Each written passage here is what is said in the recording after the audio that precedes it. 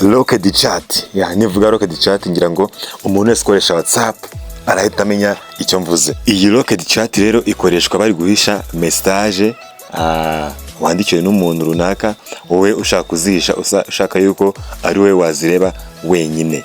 Gusa ikibazo iyo wazihishe n'ubundi ukajya muri WhatsApp yawe, tuba tubiruzi yuko hari locked chat. Bivuze ngo rero nubwo umuntu atabona izo chat ariko ahita amenya yuko wowe wazihishe. Uyu munsi rero ngiye kukwereka uburyo na kariya kaboro ka locked chat wagakuraho, ku buryo wahisha chat zitandukanye, ku buryo nta n'umuntu warabukwa. Urakaza neza rero. Nkwaye ikaze kuri Learning Hub TV.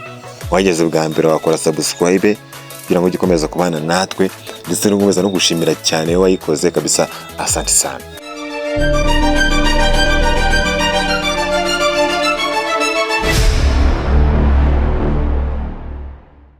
Raza ujye muri WhatsApp. Ufungure WhatsApp yawe. Yangira ngo abona ko ari ngiyi. Nurangiza ujye kuri wa muntu ushaka guhisha. Nurangiza ukandeho ugumisheho. Hari bita long press. Nyuma kugumishaho ahita uzana ku tudomo dutatu hano hejuru.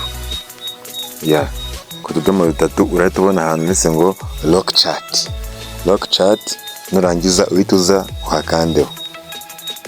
Nurangiza tukanda kuri continue, shyiramo pin. Ngira ngo urabibona yuko hano hejuru hashyira ngo ni locked chat. Ibi ngibi rero abenshi ngira ngo aribyo mwari muzi, ariko ntabwo byizewe, kuko ngira ngo urabona yuko umuntu aramutse agiye muri WhatsApp yawe ahita abona yuko hari chat zimwe na zimwe wagiye uhisha. Ahita yimenya nubwo atamenye izo arizo, ariko yamenye yuko umuhisha. Rero ni locked chat ngiye kukwereka uburyo wayikuraho. Uburyo wabigenza, uraza n'ubundi uyikandeho. Urabona yuko wa muntu nashyizeho n'ubundi arimo wenyine, kuko ari we nashyizeho wenyine. Nurangiza rero nabwo urongera uza hano ku tudomo dutatu turi hano hejuru, ujye kuri chat lock setting. Chat lock settings. Nurangiza ukandeho. Urahita ubona hano ndetse ngo hide locked chats na screen code. Rero urazana kuri hide locked chat, kano kaboro urabona yuko gataninze off, urahita ugataninga on.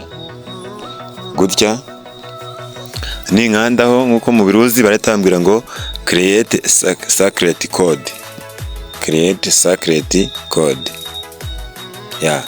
Urabona hano ushatse washyiramo ama letters, washyiramo ama numbers, ama special keys, ama emoji. Ibyo ushaka bikoroheye. Ubu nanjye nshobora guhita nshyiraho emoji. Ndamutse ushobora gushyiraho imwe cyangwa ebyiri, kandi nzigira ebyiri. Uhita njya kuri next. Nindangiza mpita nongera nsubiremo kutukonfirm, ngira ngo urabizi buri password yose urabanza ukayishyiramo kabiri. Nindangiza mpita njya kuri done. Ubu ngubu rero byabaye. Reka dusubire inyuma nkwereke. Urabona yuko noneho ya locked chat ntayikirimo, kandi na ya chat nahishe nabwo ntayikirimo. Ya chat rero ashobora kwibaza ngo noneho ndajya nyikura he. Iyo uyishatse uhita uza hano muri search. Ndajya ngukurikire, ukaza hano muri search, noneho ugahita wandikamo ya pin yawe wakoze. Ubu nkanjye uhita nshyiramo ya pin yanjye. Ngira ngo urabibona yuko mpita mbona ya locked chat hariya inafunguye noneho.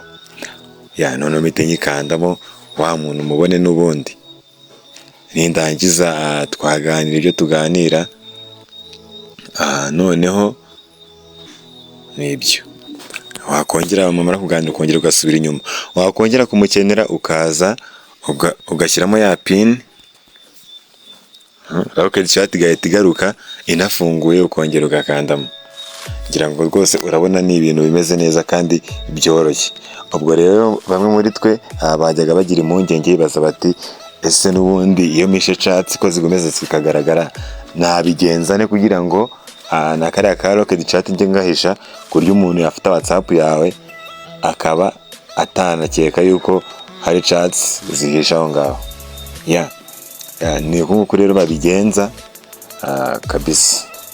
Kugira ngo kandi nawe urabona ko byoroshye, wabigerageza aho wagira ikibazo ushobora kuba batubaza.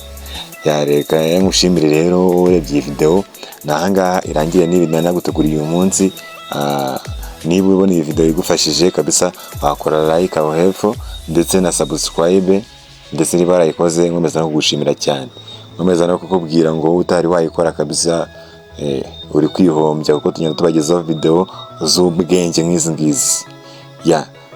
Rero mwibutsa yuko hari icyo ushaka ko tukwigisha kijyanye n'ikoranabuhanga, cyane cyane telefone, wakwandika igitekerezo cyawe muri comment twakivugaho.